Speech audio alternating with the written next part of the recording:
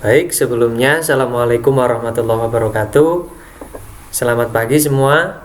Semoga kita selalu diberikan kesehatan di masa pandemi ini dan selalu jaga imunitas kita agar supaya kita selalu sehat. Jangan lupa selalu mencuci tangan dan pakai masker ketika berada di luar. Baik anak-anak, untuk hari ini saya akan menjelaskan tentang bab berani berkhitan untuk fikih kelas 4 semester ganjil. Jika kita lihat untuk KD pembelajaran hari ini yaitu tentang bab khitan, yaitu ini kita bisa lihat tentang kompetensi dasarnya. Tujuan pembelajaran dari bab khitan ini adalah peserta didik mampu memahami tentang sejarah disyariatkannya khitan, tentang pengertian khitan, hukum khitan, usia pelaksanaan khitan, dan hikmah dalam berkhitan. Baik, untuk yang pertama perlu kita ketahui khitan. Tahukah kamu bahwa agama Islam adalah agama yang sangat mencintai kebersihan? Dalam Islam disebutkan bahwasanya kebersihan itu adalah sebagian dari iman. Hal tersebut dapat kita lihat dalam sabda Rasulullah SAW. Dalam sebuah sabdanya, Rasulullah SAW menyebutkan at-tuhuru syatrul iman, yang artinya bersuci adalah separuh dari iman. Sejarah disyariatannya khitan yaitu terletak atau dikisahkan tentang Nabi Ibrahim, yang diriwayatkan dalam sebuah hadis yang berbunyi wahtatana Ibrahim alaihi salam wa huwa ibnu samani sanatan bil qadum, yang artinya Ibrahim alaihissalam telah berkhitan dengan kapak sedangkan beliau berumur 80 tahun. Jadi Nabi Ibrahim adalah salah satu nabi atau nabi yang pertama melaksanakan khitan ketika beliau berusia 80 tahun. Sedangkan ketika atau kebanyakan anak usia sekarang melaksanakan khitan biasanya di usia di bawah atau jauh di bawah usia 80 tahun. Terkadang anak juga biasanya setelah lahir itu bisa saja dikhitan karena adanya sesuatu hal. Yang kedua, perintah khitan itu dinaskan di dalam Al-Quran yang terletak dalam Quran surat An-Nisa ayat 125 yang berbunyi Bismillahirrahmanirrahim wa man ahsanu dinan mimman aslama wajhahu lillahi wa huwa muhsinun wattaba'a millata Ibrahim hanifa wattakhadallahu Ibrahim khalila, yang artinya dan siapakah yang lebih baik agamanya daripada orang yang ikhlas menyerahkan dirinya kepada Allah, sedang diampun mengerjakan kebaikan dan ia mengikuti agama Ibrahim yang lurus, dan Allah mengambil Ibrahim menjadi kesayangannya.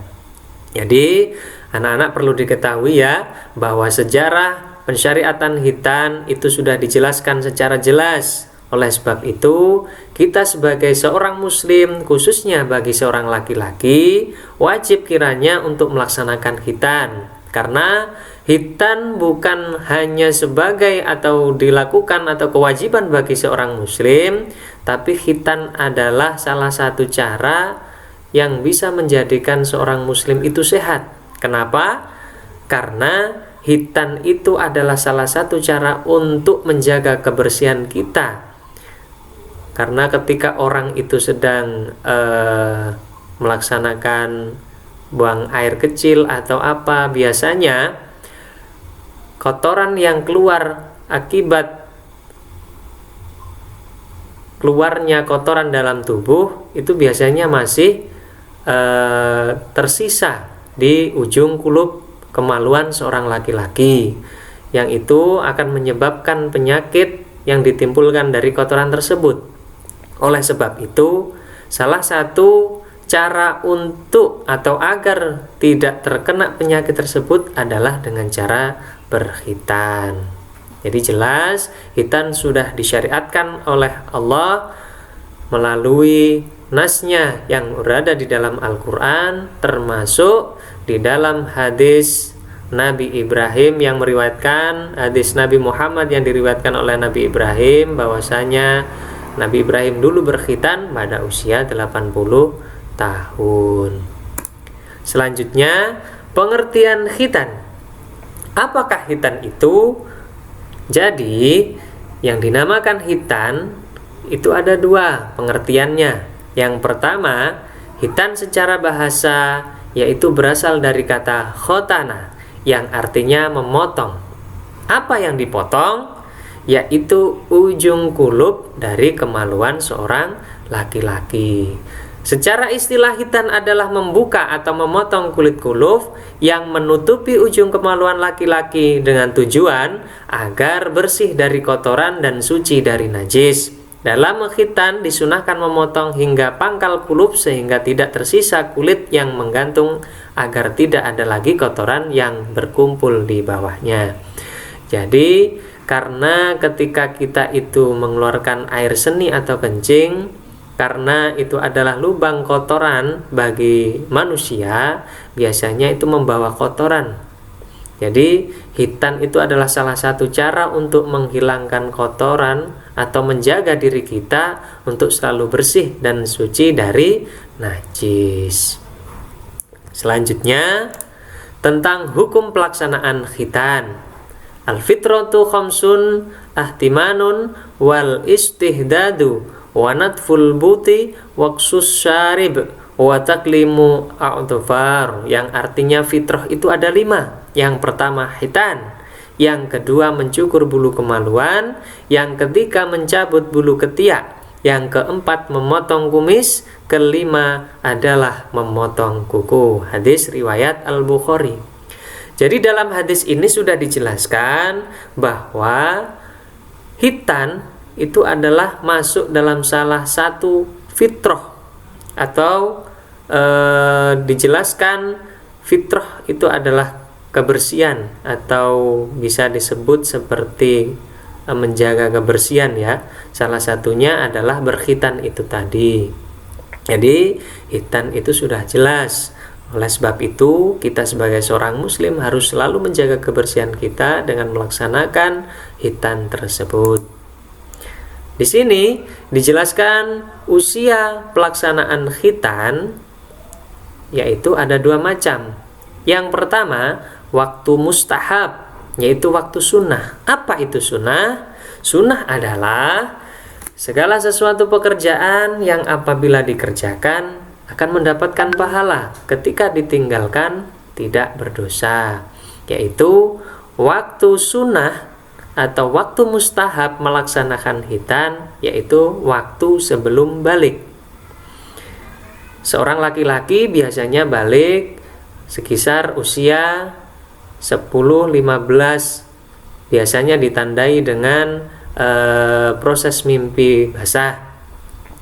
Lah sebelum terjadinya proses balik, seorang laki-laki boleh melaksanakan khitan dan itu hukumnya adalah sunnah. Beberapa ulama berpendapat bahwa khitan sunnah dilaksanakan pada saat usia 7 tahun. Namun ulama lain berpendapat bahwa usia berapapun untuk melaksanakan khitan adalah baik. Karena khitan tidak ada batasan, boleh kita melaksanakan khitan sebelum usia balik. Karena layaknya seorang laki-laki semua wajib dikhitan. Oleh sebab itu, mari kita sebagai seorang laki-laki diwajibkan untuk berkhitan. Yang kedua yaitu waktu wajib khitan. Waktu wajib khitan yaitu pada saat anak sudah balik. Karena pada saat balik itulah seorang anak mulai diwajibkan sholat. Oleh karena itu, ia harus memenuhi semua syarat-syarat sholat seperti suci badan, pakaian, dan tempat dari najis. Salah satu cara agar badan seorang laki-laki suci adalah dengan berkhitan. Oleh sebab itu anak-anak, kalau seseorang laki-laki tidak melaksanakan khitan, berarti dia masih dalam keadaan kotor atau bisa dinamakan najis. Kalau seorang itu masih najis, berarti dia tidak boleh melaksanakan sholat. Ketika dia meninggalkan sholat, maka seorang muslim itu akan berdosa.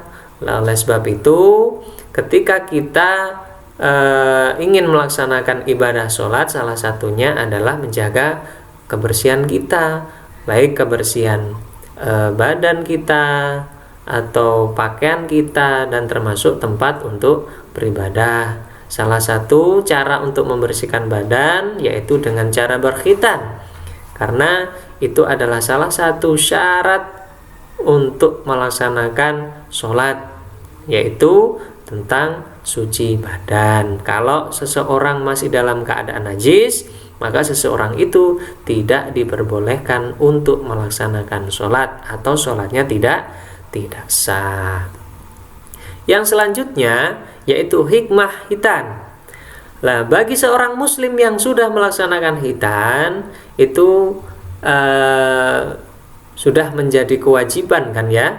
Jadi hikmah ketika seseorang itu sudah melaksanakan khitan, yang pertama yaitu sebagai bukti ketaatan terhadap Allah Subhanahu wa taala. Jelas, ketika kita melaksanakan perintah Allah dengan cara berkhitan, berarti kita sudah melaksanakan ketaatan kita terhadap Allah Subhanahu wa taala. Yang kedua, sebagai ciri pengikut Nabi Muhammad dan pelestarian syariat Nabi Ibrahim alaihi salam. Karena dulu orang yang pertama melaksanakan khitan adalah Nabi Ibrahim. Jadi kita harus melestarikan syariat Nabi Ibrahim dengan melaksanakan khitan pula, karena itu sudah menjadi syariat kita sebagai seorang muslim. Yang selanjutnya, menjaga kebersihan dan kesucian badan. Ketika seorang itu sudah bisa menjaga kebersihan, maka seseorang itu juga bisa melaksanakan ibadah yang lainnya.